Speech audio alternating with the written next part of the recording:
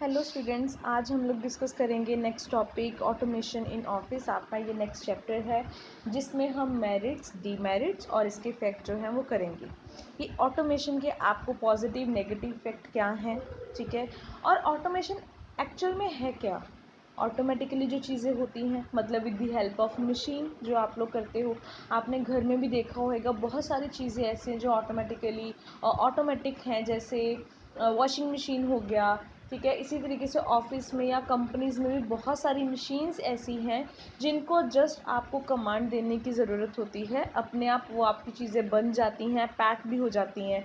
आप लोगों ने एक चैनल देखा होगा या वो उसके ऊपर जो प्रोग्राम आता है फूड फैक्ट्री, आपने ये देखा होगा कि अपने आप, जैसे कोक की एग्जांपल ले लेती हूँ कि कोको कोला कैसे बनता है, अपने आप वो इंग्रेडिएंट्स मिक्स होते हैं क्योंकि कमांड दी होती है ऑलरेडी।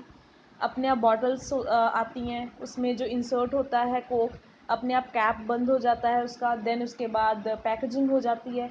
मतलब इतना सारा प्रोसेस है, पर उनको कहीं पे भी ह्यूमन लेबर की ज़रूरत हुई ही नहीं। वो सारा काम क्या हो गया मशीन की हेल्प से।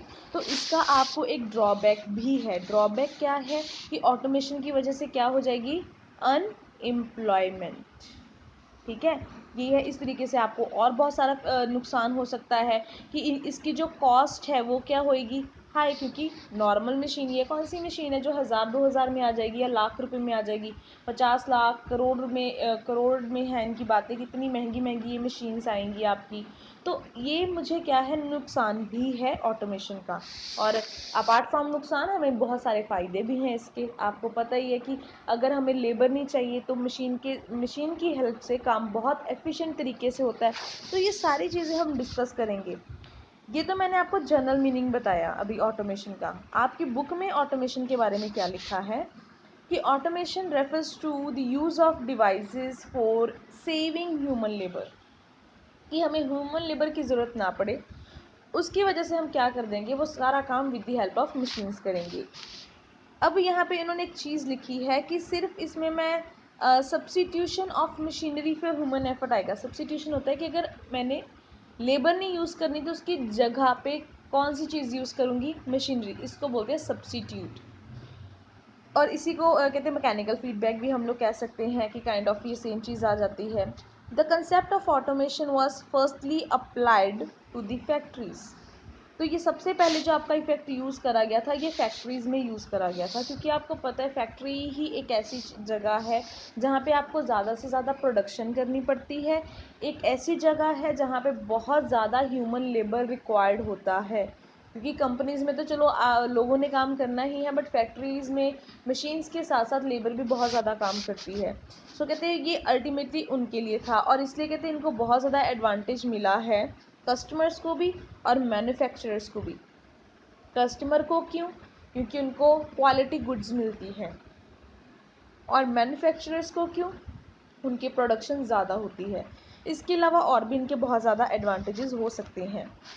सो the term automation and mechanisation are not synonyms. ये अलग अलग हैं, या जिस तरीके से भी इन्होंने लिखा है, पढ़ते हैं कैसे लिखा है। Mechanisation means use of machine to replace human labour. ये सब कुछ आप लोगों ने हम कह दें कि मशीन वाला काम कर दिया है, कि प्रॉपरली हम लोगों ने रिप्लेस कर दिया है ह्यूमन लेबर को। The mental work is to be done by human mind. Of course कि जो प्लानिंग करनी है वो तो हम ही करेंगे। तो यहाँ पे प्लानिंग जो है वो हम कर रहे हैं, और एक्चुअल में काम जो इम्प्लीमेंट हो रहा है वो हो रहा है मशीन के साथ। बट इन ऑटोमेशन, अब यहाँ तक तो मैंने किसकी एक्सप्लेनेशन करी है, मैकेनाइजेशन की, ठीक है, जिसको आप मैकेनिक बोल देते हो कि काम करना है, मशीन से करना है। ऑटोमेशन का मतलब क्या है, mental work is also done bye machines. दोनों का मतलब सेम नहीं है कि ऑटोमेशन और मैकेनाइजेशन सेम है। मैकेनाइजेशन में तो मैंने बता दिया कि ह्यूमन लेबर को मैं रिप्लेस करूँगी, पर मेंटल वर्क तो मुझे खुद ही करना पड़ेगा। पर यहाँ पे मैंने ऑटोमेशन में लिख दिया कि सब कुछ ऑटोमेटिकली हो रहा है, even mental work is also done by the machines. So यहाँ पे हम कह सकते हैं कि ऑटोमेशन क्या है, मैकेनाइजेशन से भी नेक्स्ट स्टेज है, कि ये तो हमने सोचा भी नहीं था कि ये भी वो खुद ही कर सकते हैं। अपने अकॉर्डिंगली टेम्परेचर कूल डाउन होना। अब देखो कईयों के घर में एसी लगा होएगा, एसी में होता क्या है कि जब वो टेम्परेचर जो है 16 अगर हमने 16 डिग्री करा हुआ है रूम का, या 24 सॉरी एसी का करा है 24 करा है, जब रूम का टेम्परेचर उतना हो जाता है तो अपने आप कट कर देता है एसी। तो वो क्या है, ऑटोमेशन। इवन मेंटल वर्क उनको पता है कि कौन सी हमने कमांड नहीं दी थी कि आप बंद करो, वो अपने आप ही वो क्या हो जाता है उस टाइम पे ऑफ हो जाता है, क्योंकि सेम रूम का टेम्परेचर हो जाता है। सो ये चीज़ें क्या हैं, ऑटोमेशन में आएंगी। अब हमने जो नेक्स्ट टॉपिक करना है सीधा वो हम करेंगे इफ़ेक्ट्स ऑफ ऑटोमेशन।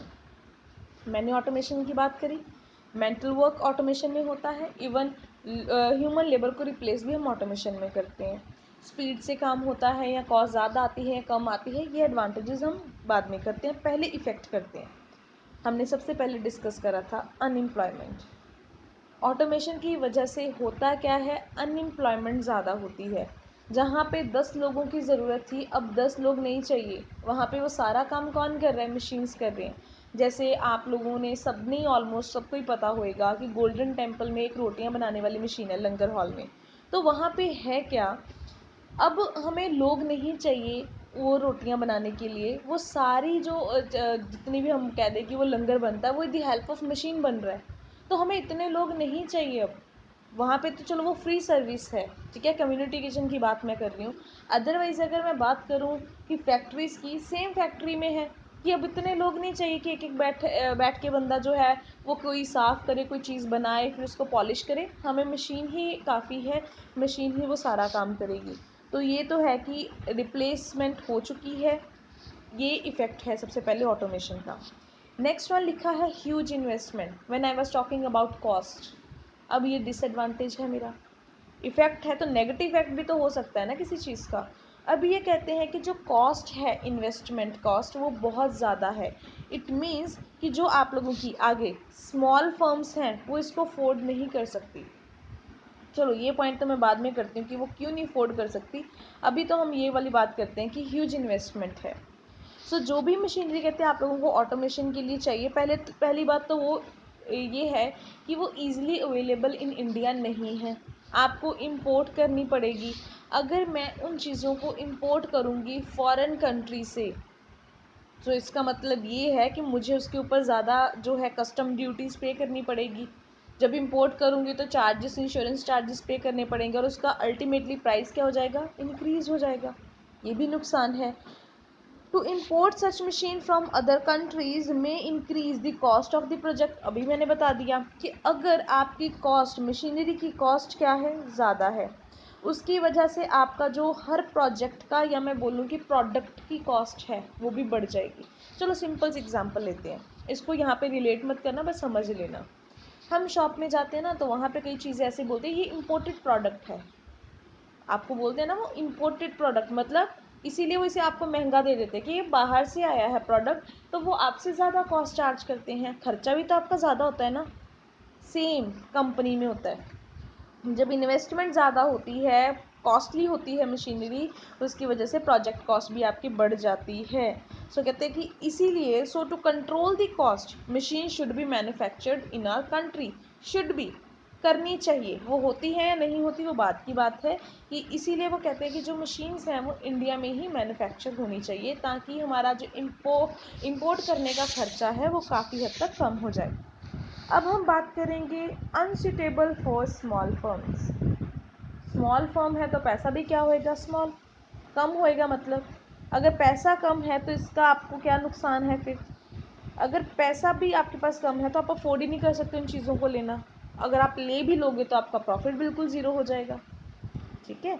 सो ये चीज़ है, as a small firm don't has sufficient funds to exercise the process of automation. Sufficient fund नहीं है, इसलिए ये कारण है कि हम लोग क्या नहीं कर रहे, ऑटोमेशन नहीं कर रहे।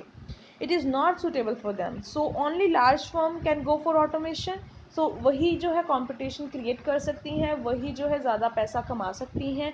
सो ये तो इफ़ेक्ट है जो स्मॉल फर्म्स के ऊपर नेगेटिव इफ़ेक्ट है, या मैं बोलूँ कि नेगेटिव इम्पैक्ट है स्मॉल फर्म्स के ऊपर इसका पड़ता है। नेक्स्ट लिखा है change in organisational structure. Due to automation the task and roles of person in the organisation may be affected. Of course yes. अब कहते हैं कि आपका रोल और आपका टास्क जो आपने काम करना है वो बदल जाएगा। क्यों? पहले आप खुद प्रोड्यूस करते थे, या मैं बोलूँ कि आप खुद उन चीज़ों को बनाते थे। अब बना तो मशीन रही है, आप क्या करोगे? सिर्फ उसको सुपरवाइज करोगे। समझते हो इस चीज़ को? कि पहले मान लो कि मैगी बनानी थी, मैगी में मैं पैकेजिंग करती थी। अब मैं पैकेजिंग नहीं कर रही क्योंकि packaging with the help of machine हो रही है। मैं सिर्फ क्या करूँगी? बॉक्सेस को उठाऊँगी और ट्रक में लोड करूँगी। मेरा काम बदल गया ना, पहले मैं कुछ करती थी, ड्यू टू ऑटोमेशन अब मेरा काम बदल गया है। सो इसलिए लिखा है कि ऑर्गेनाइजेशनल स्ट्रक्चर है उसमें भी आपका बहुत ज़्यादा फ़र्क पड़ता है कि आपका रोल, पहले आप मैनेजर थे, आप अब जनरल मैनेजर बन जाओगे। पर ठीक है, पहले आप सुपरवाइज़र थे या सबॉर्डिनेट थे, अब सुपरवाइज़र बन जाओगे। पोजीशंस आप लोगों की चेंज हो जाएंगी। So duties and the nature of work of the employees may also change. Of course yes, ये अभी मैंने एक्सप्लेन करा है, आप इसको सेम लिख सकते हो। दिस में change the whole organisation structure, कि जो प्रोडक्शन मैनेजर थे वो कुछ और बन जाएंगे, एम्प्लॉई बन जाएंगे, वर्कर आपके ख़त्म हो जाएंगे क्योंकि वर्कर तो हमें चाहिए ही नहीं अब। ठीक है, अब सिर्फ हम लोगों को जो है लोड करने के लिए या अनलोड करने के लिए कुछ एक दो लेबर की ज़रूरत होगी, इससे ज़्यादा नहीं। सो ये हुआ क्या है? इम्पैक्ट पड़ा है ऑटोमेशन का। So it could be positive, it could be negative. ये आपके ऊपर डिपेंड करता है कि आप इस पॉइंट को कैसे जस्टिफाई करते हो। मैं नहीं बोलती कि आप इसको पॉजिटिव में लिखो, आप नेगेटिव में भी लिख सकते हो, क्योंकि इम्पैक्ट और इफेक्ट का मतलब, इफेक्ट हम कहते हैं ना इस चीज़ का क्या इफेक्ट पड़ा, क्या प्रभाव पड़ा, तो प्रभाव पॉजिटिव भी हो सकता है, प्रभाव नेगेटिव भी हो सकता है। It's up to you.